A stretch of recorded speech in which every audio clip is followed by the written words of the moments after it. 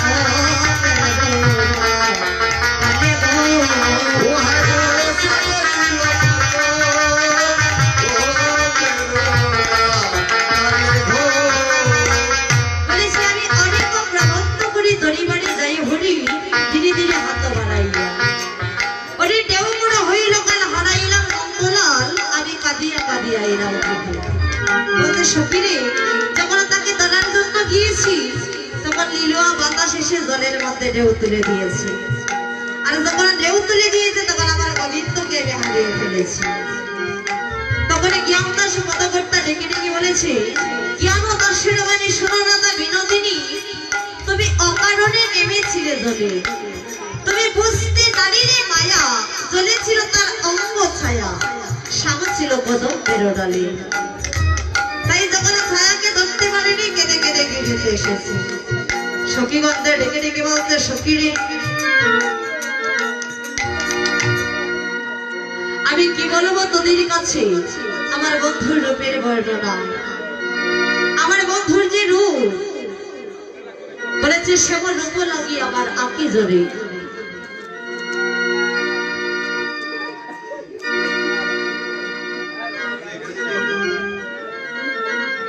বলেছি গুণে মনা ভুর আর প্রতি অঙ্কিরে লাগিয়া কাঁদে প্রতি অঙ্গ মন। ওরে হিয়ার পরশ লাগে হিয়া মোর কান্দে, আরে মোরানো পীড়িতের লাগি ওরে স্থির নাহি বলেছি হিয়ার বলি বলে সখী কি বলি গয়া নয়নের দ্বারা মুরো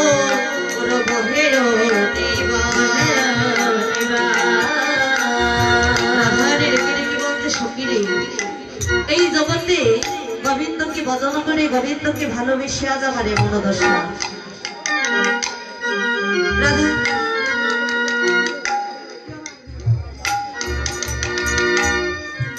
ডেকে ডেকে বলছে সখী রে, আমি কি বলবো সখী তোদের কাছে। এই জগতে গোবিন্দকে বদন করেছি বলে, তাকে ভালোবেসেছি বলে আজ আমার এমন দশা। তাকে বদন করে তাকে ভালোবেসে যদি এত অল্পে আমার এমন দশা হলো, আমার পরিণামীতে কি হবে। রাধারানী ডেকে ডেকে বলেছে সখী রে,